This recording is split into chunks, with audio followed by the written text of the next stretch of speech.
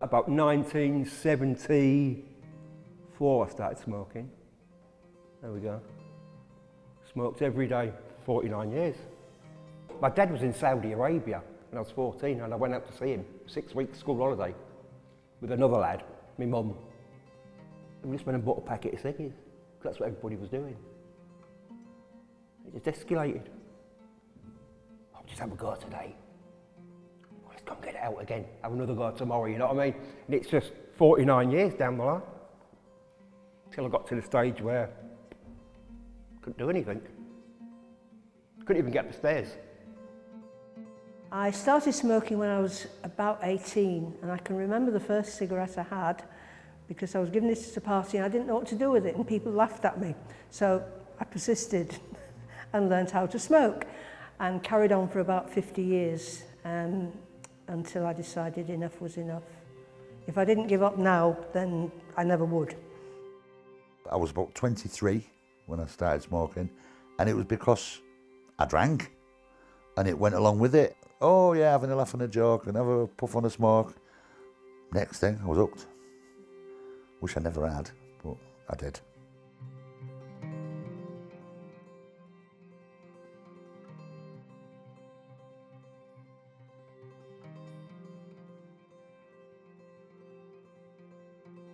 Well, I started smoking at the age of 14 and I smoked for 28 years. When it come to me quitting, I was smoking 30, 40 cigs a day. And I was a little bit younger than her. I was 12 when I started smoking. So I've smoked for the majority of my life. Everybody smoked. You could smoke on buses, you could smoke in cinemas, you could smoke at swimming pools. It's crazy to think about it now, but you just did. All my relatives smoked, all my friends smoked.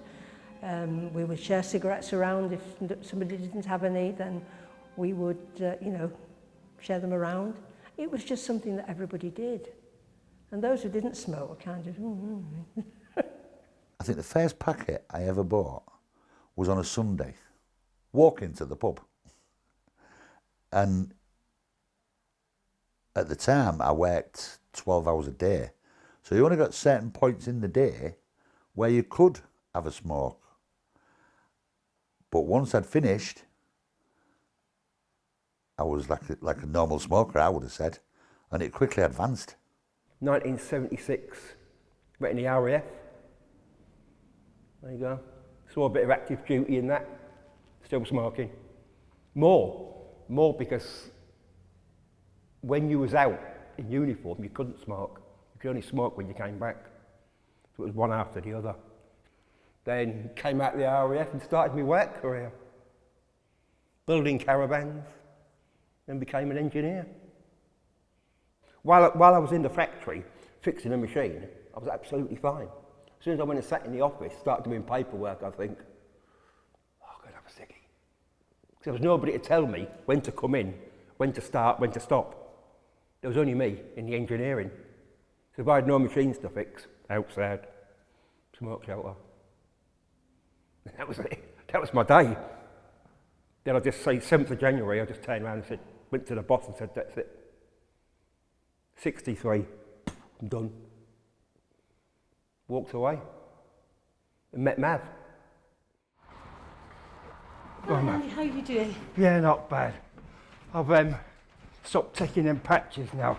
You don't feel that you need No, it anymore? no, I think I'm over it now. Bari, I actually call her Mav because I couldn't say it. I didn't even like to ask her how you pronounced it, to be fair with you. So my name is Vary Rees. Vary is spelled M-H-A-I-R-I, and I'm a senior stop smoking specialist with Smoke Free Hull.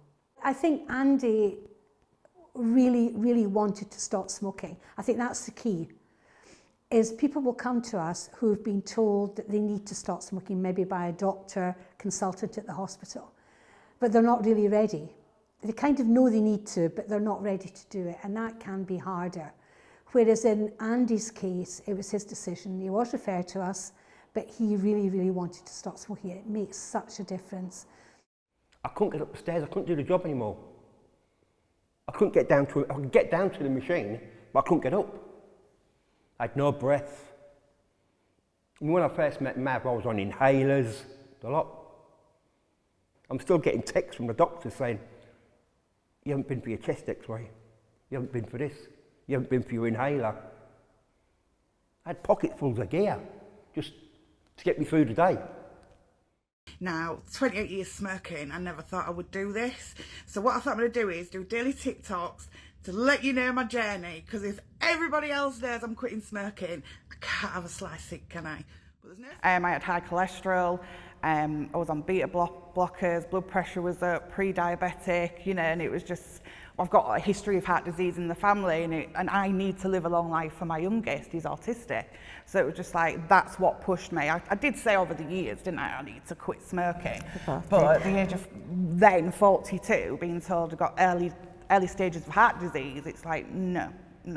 And by quitting, within like 3 months of quitting, my cholesterol dropped and the pre-diabetes had gone. And my beta blockers as well, I've come off them because my heart rate was starting to drop. It's not perfect, but smoking was basically killing me. I was thinking of my health.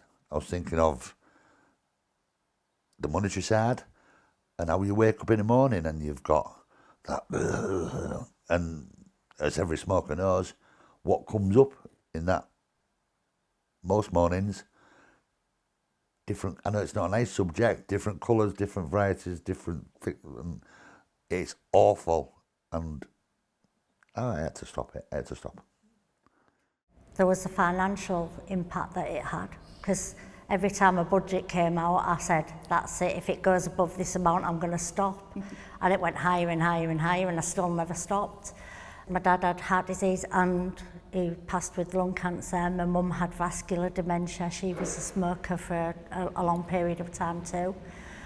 And then myself, as I've got older, I developed type 2 diabetes, I'm asthmatic, and it was just like, something's got to give, and I'd rather it was the cigarettes than me. I had a lung check. It was a routine one for people over 65, I think. And it showed no damage done to my lungs, nothing really sinister. And I thought, well, if I've got away with it so far, I'm going to make sure that it stays that way. And they referred me to the Stop Smoking Service. It wasn't the first time I'd been to the Stop Smoking Service, but this time something really clicked, and I had a very supportive advisor, and I got through it. When the doctor gave me the link, I've had it before, and I thought, my first thought is, I've been at it that long, I'm going to fail. I'm going to fail, and I don't like failing. I want to win. And I was sat at the base of the stairs putting them boots on over there, and I thought, I'm going to ring her up. And I rang before I went out the door to set the ball in motion to see what she would say to me. And it went from there. I don't know what made me click to think, this time, I've got to do it, I've got to try. It came out of nowhere, sat putting my boots on. Hello! Hiya.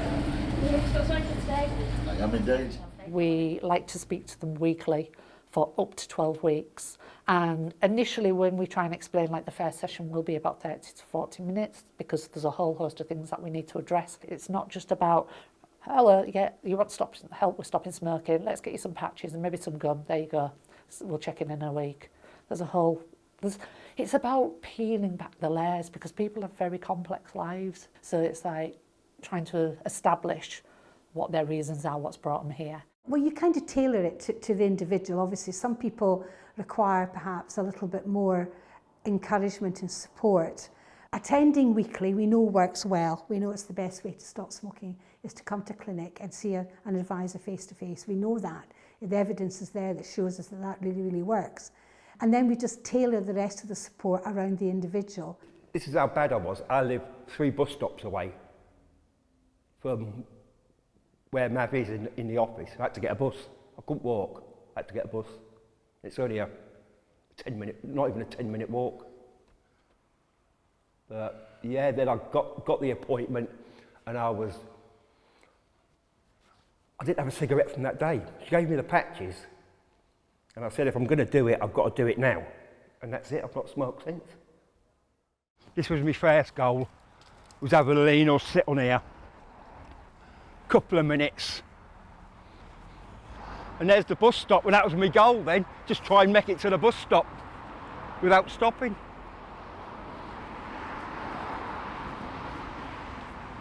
I went to portfolio holder of health and I went, I need help quitting smoking, so she jumped straight on it, and I got the number for the quit smoking clinic, and I got a phone call. He was amazing, this guy, David. A phone call from him and we discussed it. But he was an ex-smoker as well, which made it really easy, but we talked about it before we actually did it, and we just decided to do it with patches, very strong ones, and an e-cig liquid with no nicotine in it. That is a good anchor. I do still use that today, but I'd rather do that than have a cigarette. But it was a system. It was a plan. We had a plan, and we was going to stick to that plan. We hadn't had a plan, I wouldn't have done it. I've tried to quit before, possibly about a dozen times, sometimes with the help of the Stop Smoking service, sometimes on my own. But I was never wholehearted about it. I was always doing it because people wanted me to. It wasn't coming from within. Initially, once we do that telephone call, we'll have a conversation. So we try and find out a little bit about them as much as possible. Where they've been referred from, whether it's been a self-referral, whether somebody else has suggested that they come here for any kind of like health reasons. Because often when people say, we ask them, what's brought you here today? What's your reason for contacting us? Often people will say things like, well, I want to stop smoking. Why do you want to stop smoking? And they'll say things like health. Well, health for many people can be quite broad or non-specific. So for me personally, it's trying to pinpoint what they mean by that. You know, if that is one of their motivations. So it's, what do you mean by that? Are you concerned about your health? Has anybody suggested that you should stop smoking for any specific reason, like your GP? Have you noticed anything why smoking is impacting on your health? So it's going well then? It is very, yeah. I think I'm pleased with myself. Yeah, good. And that's it, isn't it? You want to feel good. Yeah. And you're achieving your goal here, so that's positive. Really good stuff. First off, I was thinking, well, this is easy, I'm getting on with it, I've got my patch, puff later, I'm off, I'm not going to smoke. And we're in 3 weeks now, like this morning, I got up this morning and thought, oh, I could murder a smoke. So, got my coffee, sat in the garden, got the puff later out. And you're taken away from what you've just been thinking. So then, ran out of coffee, go for coffee, go get some coffee. Then I can't have a smoke because I'm occupying myself doing something else. I stopped once. I had nobody saying, you're doing good. Don't do this, don't do that. You've done really well today. And I did it for about 2 years, believe it or not. It was about 2 years I stopped smoking for. And I went out one night, made the mistake. Go and sit with the lads while they're having a smoke, I'll be all right. Started smoking again. Over Christmas it was. Yeah. Then Mav came along. I think he was keep texting me, you know what I mean? Because I was getting these weird texts. Who the bloody hell's that? And it's like, yeah. But she's there, like she told me she's there. So I need to ring her up. It's trying to get them to think about what could be an obstacle, what could be a barrier. Going to the kettle in the morning, the brain's automatically cued in, ooh, coffee equals cigarette, you know. Going outside, cigarette. Then all of a sudden, we're saying, what could you do to change that? They've got to work on the habitual side of smoking as well. First thing in the morning, I would always light up a cigarette, and I worked in banking, and so it was a marker. So when it was break time, you had a cigarette. Lunchtime, you had a cigarette. When you left, you had a cigarette. And back in the day, back in the early 70s, you could smoke actually in the office, which is quite shocking now. As soon as it was close to the public, out came the ashtrays. Being an addiction, it is habitual. But like if we was going to a meeting, we'd get in the car and light up, wouldn't we, and have a cig in the car on the way to a meeting. And so I think the fact that I banned smoking in the car, but she's still able to have a vape, but we knew we couldn't have a cig in the car when we was going places. So that helped a lot. But with me, it was because I had to go for this asthma test where you have to breathe into tubes through a computer and things, and I couldn't have a cigarette that day. I bought the patches just to take the edge away, and I realised I didn't even want my vape that day, so I just carried on with the patches. And because I spend a lot of time with Maria and she wasn't smoking and I wasn't smoking, we had that backup for each other, didn't we? Yeah. And if it got a bit much and we wanted to snap each other's head off, we We did. we did. Let's do your CO reading then, okay? So it's same as normal. We're going to ask you to take a nice deep breath in. When you smoke, you inhale high levels of carbon monoxide. We all breathe it in from the atmosphere. If you just walk down Hesel Road just now, you'll be breathing in carbon monoxide from the traffic. So it's there. But most people have fairly low levels of carbon monoxide. It's not harmful. The problem with a smoker is that they're inhaling high levels of carbon monoxide straight into their lungs. And it's the carbon monoxide really, out of all the elements of the smoking, is probably the most harmful, because what it does is it clogs up your arteries or can make your blood thick and gluggy, which can clog up your arteries, which of course can cause heart attacks and strokes. So what we do with the carbon monoxide reading is when the client comes on week 1 and you show them their reading as a smoker, it could be quite high. It probably will be quite high, and there's different levels.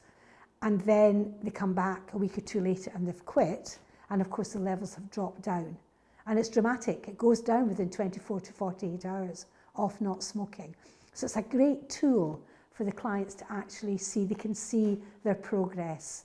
So we look for a reading between less than 6, and it could maybe be 2 or 3 1 week, or you might come back another week and it might be 1 or 2. It will vary, but the lowest you'll get is 1. Yeah. He was desperate to get a 0, but no, it's unlikely. Day 15, going good. Let's get to that 28-day mark, and then I'm no turning back whatsoever. Have a cracking day. Like the first 2 weeks is where we had the really strong nicotine patches on, and then he gradually prescribed them lower and lower, but he was really pleased with me because I did it a lot quicker than other people had done it. And I think because it was my health, that's why I was determined and I did it. But I don't think I would have done it properly without them. I really don't at all. Mab gave me a small inhaler, and I've been a few days without even putting one of the little capsules in. It's just that it was having it in your hand. Going and doing something in the garden and going. And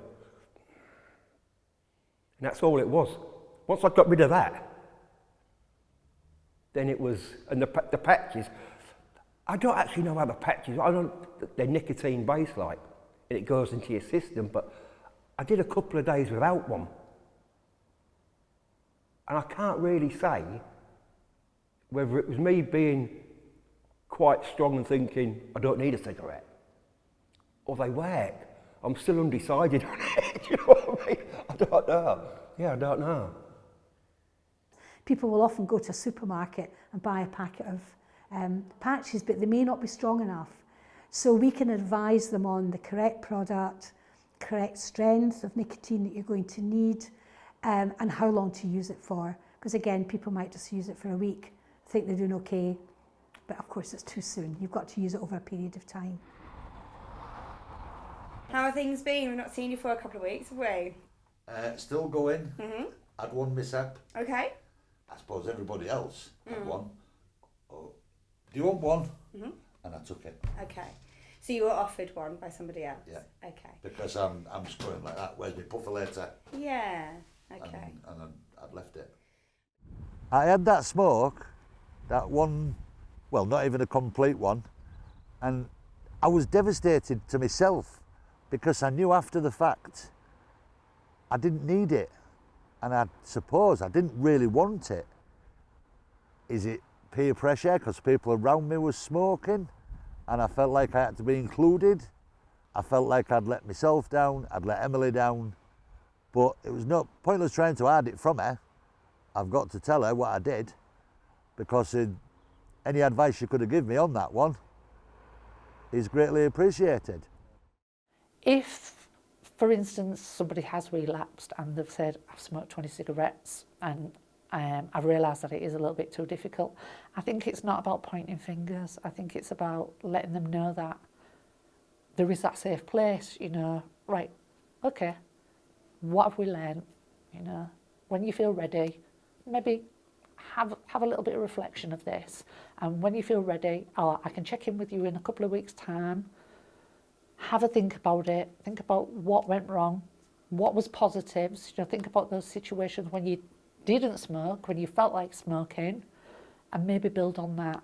So we're not kind of like pointing fingers and saying, right, that's it now, we're not here to support you. It's about letting people know that they can come back to us at any time, and we're there to offer them that safe place and not be non-judgmental.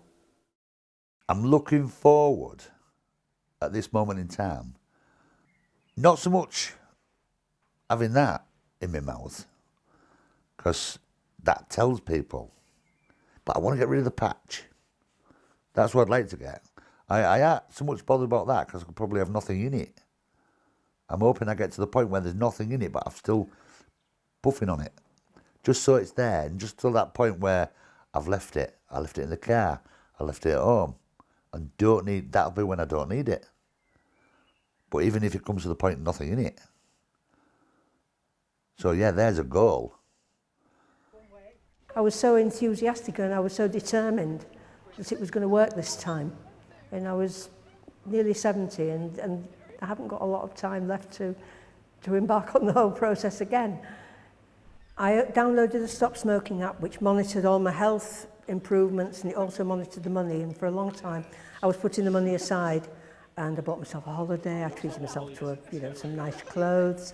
The money aspect was quite important, but also being able to monitor my health. You know, after 2 years, your risk of a heart attack's reduced and that kind of thing. I like numbers, and it was interesting to follow that. The children were really supportive, and the grandchildren. I used to get little messages from them, little text messages. My eldest grandson is 16, Lloyd. I don't think I know him. Because if I was smoking, I'd go outside. If they were round, I've got 5 grandchildren, if they was all round, I wouldn't smoke in the house. That's not fair on them, is it? They haven't got a choice. So I'd always go outside, and I lost out. 16 years. I've lost out, but now, he was round my house yesterday morning at 7:30, helping me paint the fence out the front of the house. I didn't ask him. And he said he loves it coming round now. Loves it, just walks in now. We're doing projects together. Well, I have a granddaughter. Well, most of them, all of them really. But there's a couple of them. If I go that way and sit outside, they go sit that outside with me. If I go out the back, they come out the back. Go away because I'm smoking. So don't climb on me. You can't come near me. And I know it's only a short period of time, but they have to do that now. You know, wherever I go, if they want to follow me, that's fine. Because I'm not having a smoke. My middle child, Jim, he reckons it's put another 20 years on me. He's not seen me ride a push bike in 30 years. Let alone running around Picky Park with a rugby ball. Taking a dog out. It's mad. Got a French bulldog and I've never took it out for a walk. It's always been Jim or somebody else. I love it now. 6 o'clock in the morning, I'll have a Picky Park with a dog. Yeah. I'm quite energetic, I'm quite active now, which I wasn't before. I certainly feel better in myself, not only physically but mentally, because I don't have that drain on me, worrying about if I'm going on a long train journey, when am I going to get a break for a smoke. It does ruin your life. I have seen a change in my grandma because it feels like she's able to come out with us like a lot more, and she comes with us to places that she wouldn't before. She smells less. We go out a lot to like parks and stuff together, and we go shopping out in Scarborough and stuff, which we usually never did. I think it's important that people quit smoking because then they can actually spend time with their family instead of being excluded all the time. I'm on day 42 of not smoking a cigarette. There is no turning back, and I doubt for as long as I live I will ever smoke cigarettes again. So the hard work is it's over, I think. It's getting easier now. And even the house, everything, just everything. It's great. It is, isn't it? Yeah, like I bought all new furniture because it just stunk of smoke, and life and my relationships within my family, it's brilliant. Even like my partner is like, oh, you don't smell like an ashtray anymore.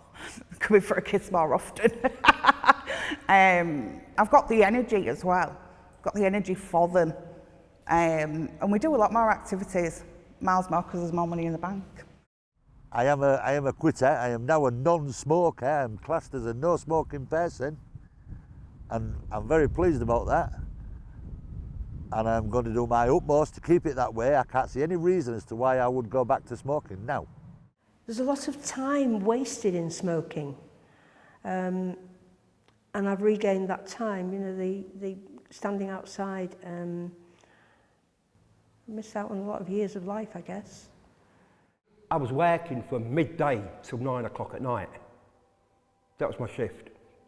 So I'd come home, check on my wife, she's disabled, check on my wife. But there was a lot of distance, do you know what I mean? It was like, because I was never there. I was always in the kitchen, she'd be in the lounge. And that was life for the last 4 years. Now I can't get her out my hair now. It's like not being married again, but it's like going back 20 years, 15 years, 20 years. We're sort of like, we're working together now again. It's about walking together, walking round the park without the dog, just me and her holding hands. It's mad. It was absolutely mad. After 38 years. It is like having a second chance, because I reckon I'd give myself another 5 years, maximum. I just wanted to prove to myself that I can do it, and if I can do it, anybody can do it, basically. But the physical differences are amazing. Being able to get up without coughing, being able to walk and talk at the same time was quite a change. Being able to run around.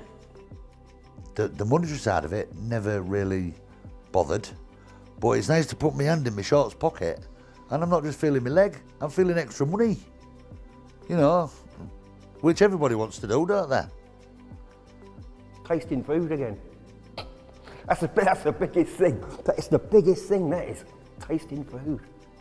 It didn't matter whether I had a burger, a Sunday roast, it all tasted mundane. But I'm shopping now. I'm getting crazy food now. It's crazy food. No takeaways, stop takeaways. It's just transformational, really, not smoking. And it's such a shame that I didn't do it earlier.